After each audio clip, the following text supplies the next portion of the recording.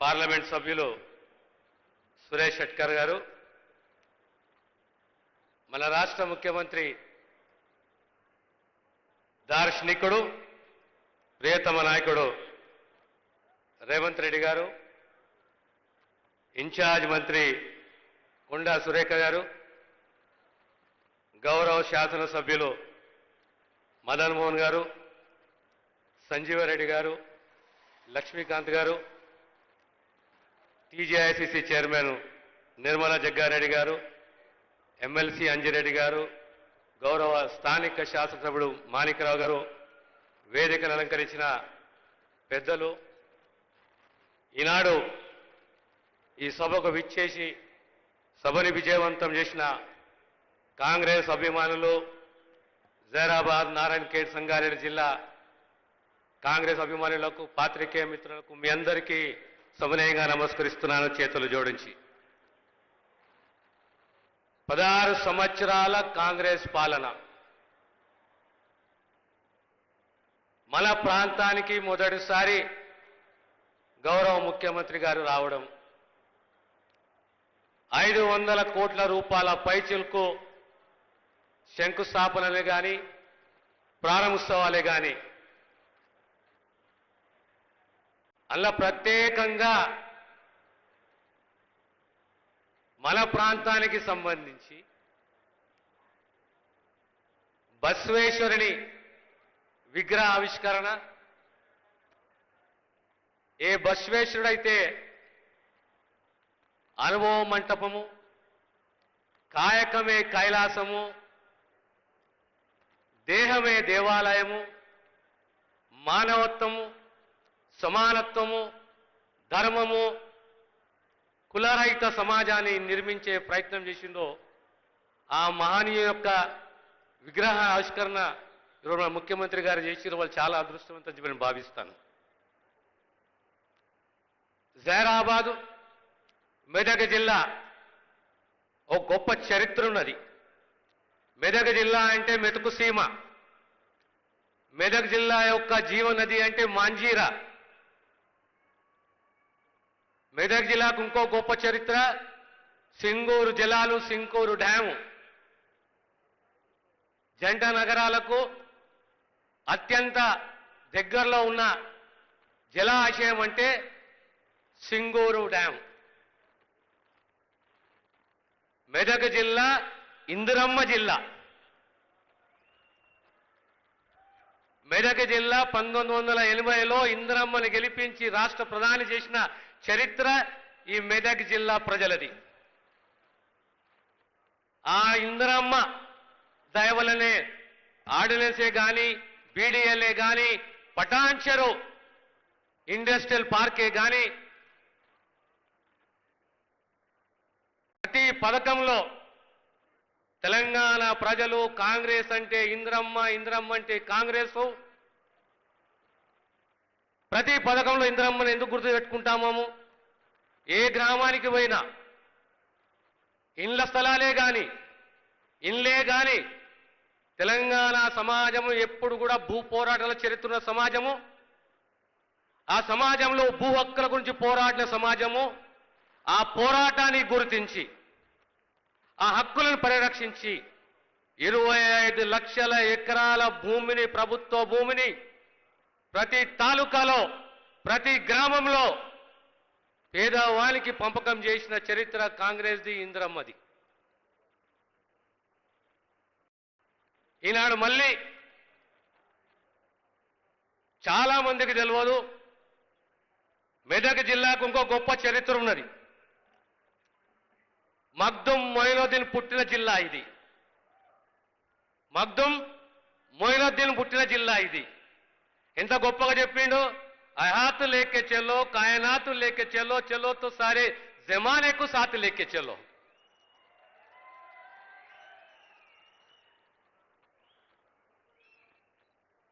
Congress party స్వేచ్ఛ, ఆత్మగౌరవము, సమానత్వము, ప్రజల అవసరాలు, దార్శనికత్వము,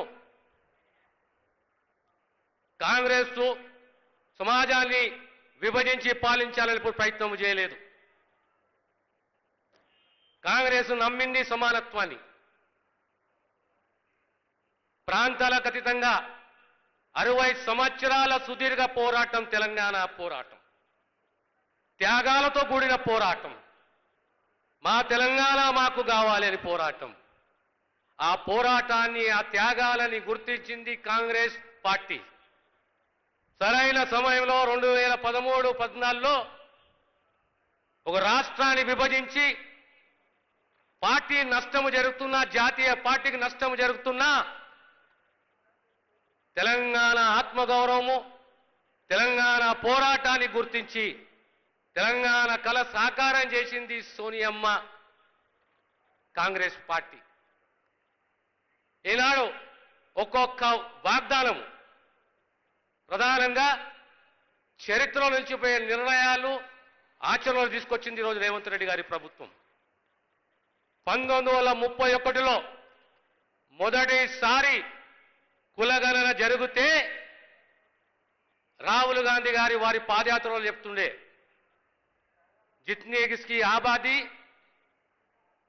అంత వాటా ఉండాలని చెప్పిండు. అందరం అనుకుంటుండే ఇది ఏం వాదన, ఇది ఏం వాదన అని అర్థం కాకపోతుండే. కానీ ఆ వాదన ఇంకా ఒక ఆలోచన ఉన్నది. ఏ కుటుంబము బీసీలే కానీ, ఎస్సీలే కానీ, ఎస్టీలే కానీ, మైనారిటీసే కానీ వాళ్ళకు ఆర్థిక, సామాజిక, విద్యాపరకంగా, రాజకీయంగా ఏ స్థాయిలో ఉన్నారు, ప్రభుత్వం ఏ నిర్ణయాలు తీసుకోవాలి, ఏ నిర్ణయాలు తీసుకుంటే ఆ కుటుంబాన్ని ఆదుకుంటాము అని ఒక గొప్ప ఆలోచన రాహుల్ గాంధీ గారు చేస్తే దాని ఆచరణ సాధ్యం చేసింది రాష్ట్ర ముఖ్యమంత్రి రేవంత్ రెడ్డి గారు. ఆనాడు మీ అందరికీ గుర్తుండాలి, 2009లో ఆనాడు రాజశేఖర్ రెడ్డి గారు ఈ రాష్ట్ర ముఖ్యమంత్రిగా 4% రిజర్వేషన్ మైనారిటీ సోదరులకు ఇచ్చిన చరిత్ర కాంగ్రెస్ పార్టీది, కాంగ్రెస్ ప్రభుత్వాన్ని, రాజశేఖర్ రెడ్డి గారిది. ఇలా ఎంతో మంది, లక్షల మంది డాక్టర్లు, ఇంజనీర్లు ప్రతి ఒక్కరికి అవకాశం ఇచ్చింది ఈ 4% రిజర్వేషన్.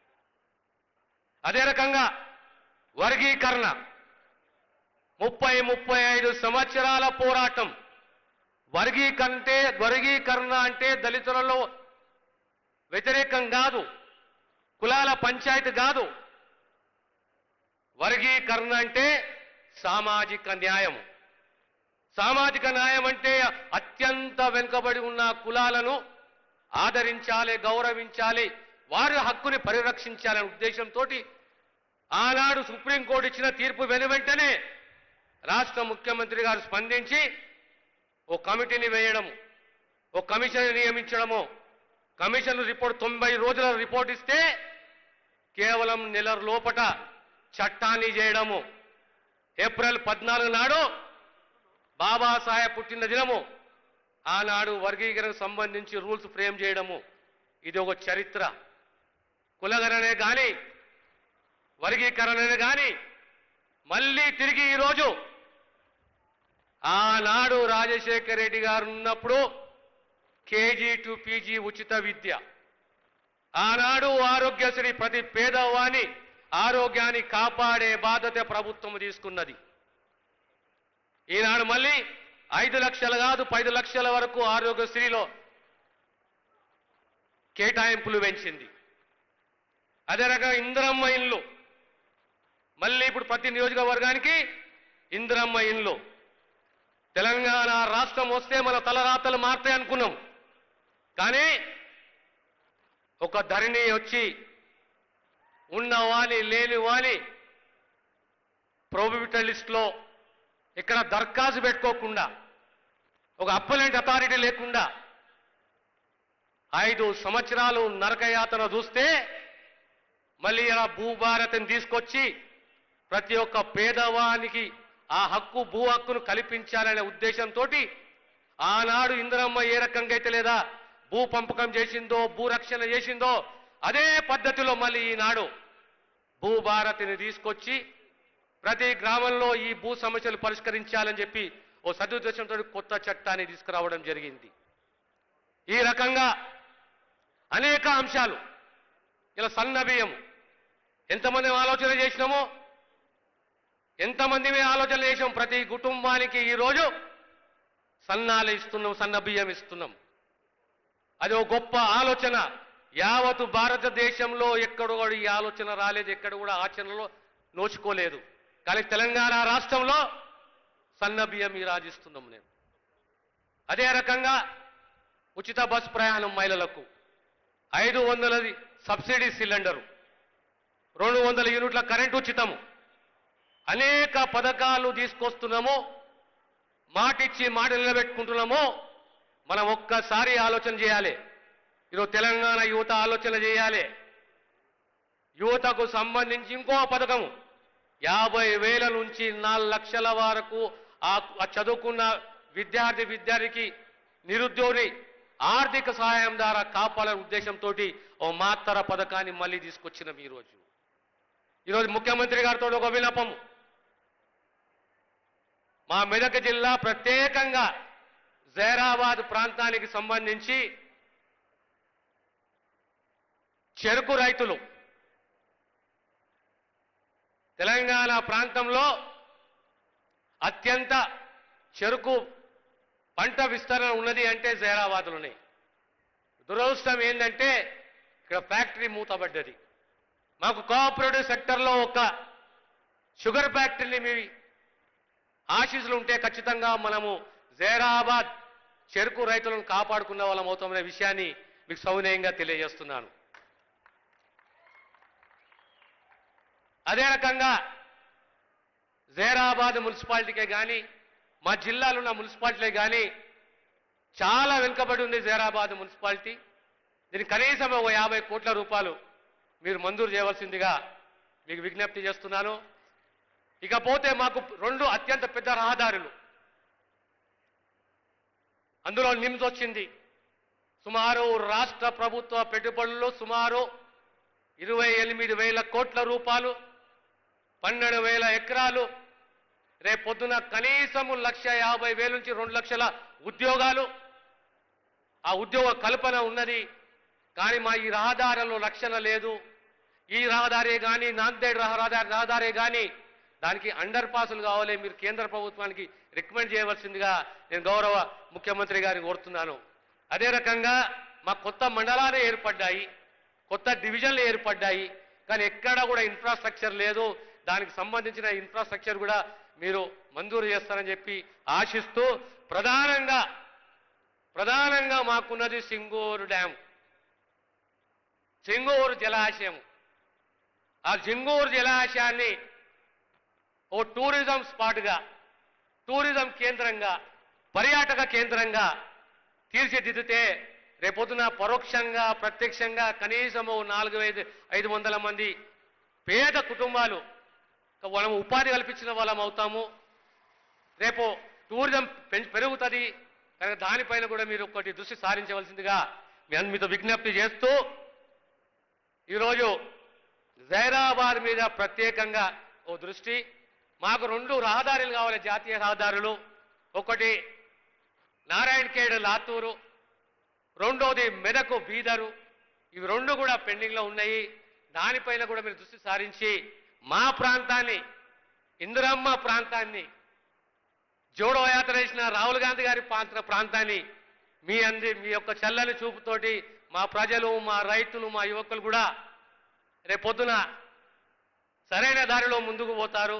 ఈ ప్రాంతం రేపొద్దున ఇంకో 5 ఏళ్లలో 10 ఏళ్లలో హైదరాబాద్ తర్వాత తెలంగాణ ప్రాంతం ఏదైనా అభివృద్ధి చెందుతున్నది అంటే ఈ ప్రాంతము జైరాబాదు, సదాశివపేట్, నారాయణఖేడ్ ప్రాంతం అనే విషయాన్ని సవినయంగా తెలియజేస్తూ నేను సెలవు తీసుకుంటాను. ధన్యవాదాలు సార్. మొన్న పవిత్ర పుష్కరాల దేవాలయ ఓంకారాలు, నిన్న ఆదివాసీల పోడు భూముల పచ్చని ప్రాకారాలు, నేడు